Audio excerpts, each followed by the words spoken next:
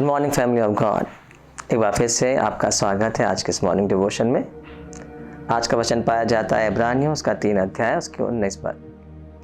यहाँ पर ऐसा लिखा, वे अविश्वास के कारण प्रवेश नहीं कर सके।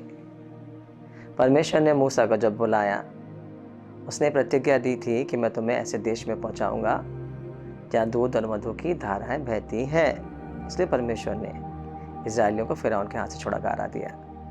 परंतु यहाँ पर इस वचन में कहा जा रहा है कि वे अविश्वास के कारण प्रतिज्ञा के देश में प्रवेश नहीं कर सके।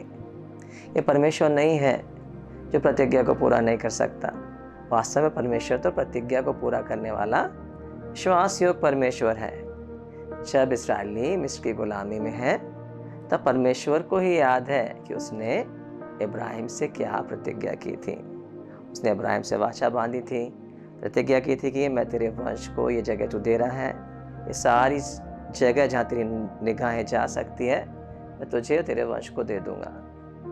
प्रतिज्ञा करने वाला परमेश्वर अपनी प्रतिज्ञाओं को कभी नहीं भूलता। आकाश और पृथ्वी टल जाएंगे, उसका वचन नहीं टलता। यहाँ पर शायद इस्राएली लोग भी भूल चुके होंगे, मिस्र की गुलामी में थे, आहें भर रहे थे, परंतु चूंकि परमेश्वर को अपनी प्रतिज्ञा पूरी करना है, इसलिए उसने मूसा को तैयार किया।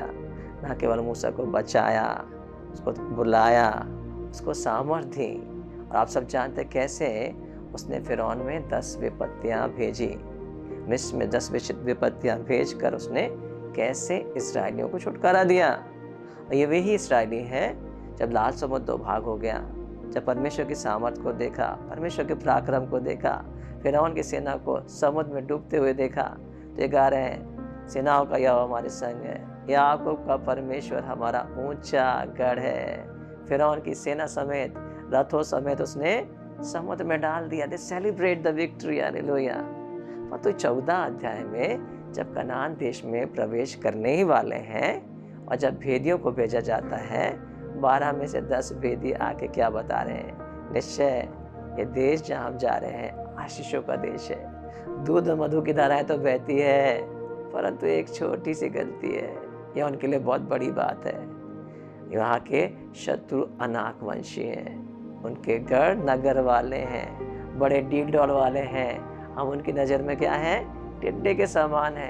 यहाँ पर वे अविश्वास कर रहे हैं, कुड़कुड़ा रहे हैं, बुड़बुड़ा रहे हैं। आप सुन सकते हैं, यहाँ पर लिखा है गिनती 14 अध्याय में, तब सारी मंडली चिल्ला उठी और रात भर वे लोग रोते ही रहे और सब इजरायली मूसा और हारून पर बुड़बुड़ाने लगे।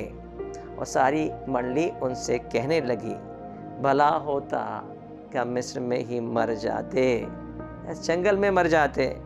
यहोवा हमको इस देश में ले जाकर क्यों तलवार से मारना चाहता है।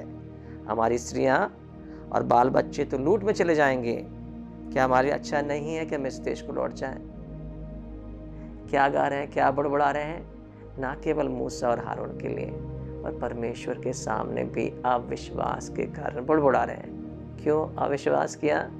क्योंकि उन्होंने शत्रु को बड़ा समझ लिया। क्या उनको परमेश्वर की सामर्थ पर यकीन नहीं रहा? उन्होंने अपनी सामर्थ से मिस्र से छुटकारा पाया था?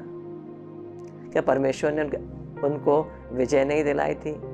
क्या परमेश्वर ने अपनी प्रतिज्ञा को पूरा करने के लिए अपने सामर्थ को नहीं दिखाया था?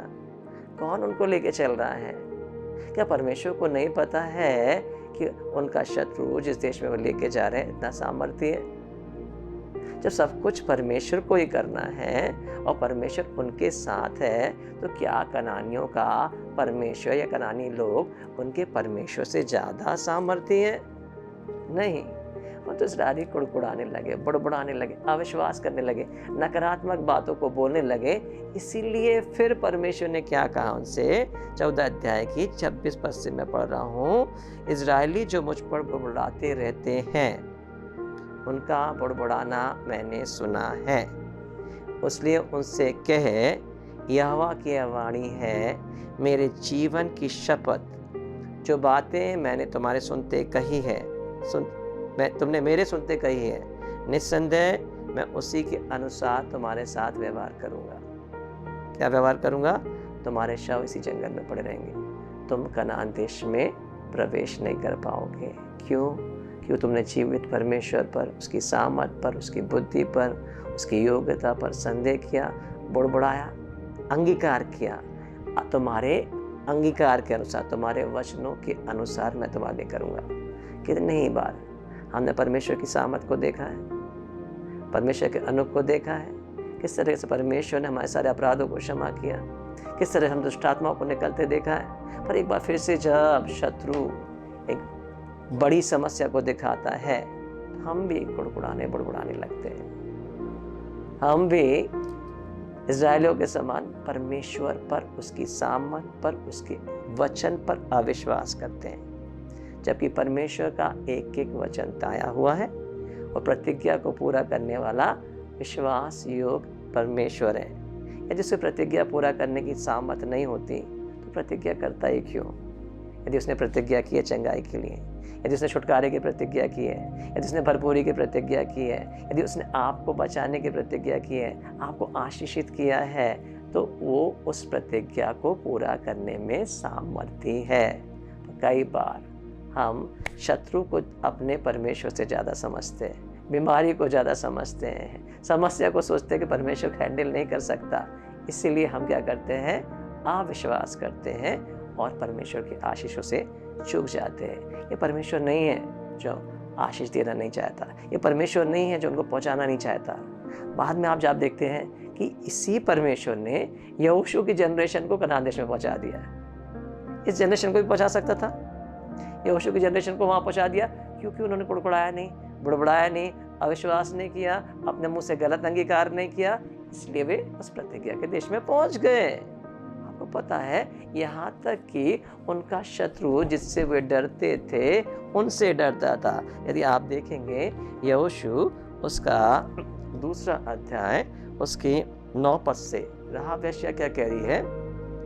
मुझे तो निश्चय है यहोवा ने तुम लोगों को यह देश दिया है, तुम्हारा भय हम लोग के मन में समाया है और इस देश के सब निवासी तुम्हारे कारण घबरा रहे हैं, क्योंकि हमने सुना है यहोवा ने तुम्हारे मिस्र से निकलने के समय तुम्हारे सामने लाल समुद्र का जल सुखा दिया है और तुमने सिहोन और ओग नामक यरदन पार आने वाले अमोरियों के दोनों राजाओं का सत्यानाश कर डाला। यह सुनते ही हमारा मन पिघल गया और तुम्हारे कारण हमारे जी में जी नहीं रहा, कि तुम्हारा परमेश्वर यहोवा ऊपर के आकाश का और नीचे की पृथ्वी का भी परमेश्वर है। कौन कह रहा है? एक विदेशी कनानी स्त्री, यरीहो में रहने वाली राहाब वेश्या अपने देश के निवासियों का हाल बना रही। तुम्हारे कारण क्या हुआ? हमारा हृदय पिघल गया, डर के हमारे पिघल गया। जिनसे इस्राएली डर रहे हैं, जिन दुश्मनों से डर रहे हैं, उनके डील डॉल को देख रहे हैं, उनके हार्ट को नहीं देख रहे हैं, उनकी ताकत को देख रहे हैं, उनकी शहरपनाह को नहीं देख रहे हैं, पर उनको नहीं मालूम ये शत्रु उनसे डरते हैं। क्यों डरते हैं मालूम? कि उनको पता है इनका परमेश्वर जीवित है, इनका परमेश्वर सामर्थ्य है, इनका परमेश्वर मुर्दों को जिलाने वाला परमेश्वर है, इनका परमेश्वर लाल समुद्र को 2 भाग करने वाला परमेश्वर है। जिन बीमारियों से आज आप डर रहे हैं, जिन समस्याओं से आप डर रहे हैं, जिन शत्रुओं से आप डर रहे हैं, वो शत्रु पहले से हारा हुआ है, वो आपसे डरता है।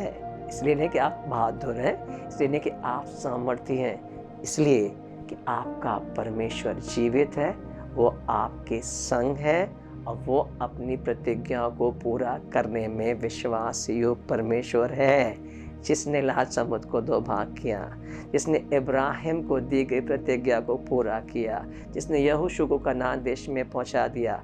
वही परमेश्वर आज भी जीवित है, वही आपका परमेश्वर है और उसने इसीलिए प्रतिज्ञाएं दी है कि आप संसार की सड़ाहट से निकल जाएं, ईश्वरी सभा के संभागी हो जाएं। इसलिए प्रतिज्ञा दी है कि आप जीवन पाएं, बहुत आयत का जीवन पाएं। परंतु यदि आप परमेश्वर से बढ़कर शत्रु को देखते हैं, उसकी सामर्थ पर अविश्वास करते हैं, तो आप अपने इस्राएलियों के समान अपनी आशीषों को हाथ धो देते हैं। इन आशीषों को पूरा होते नहीं देख सकते।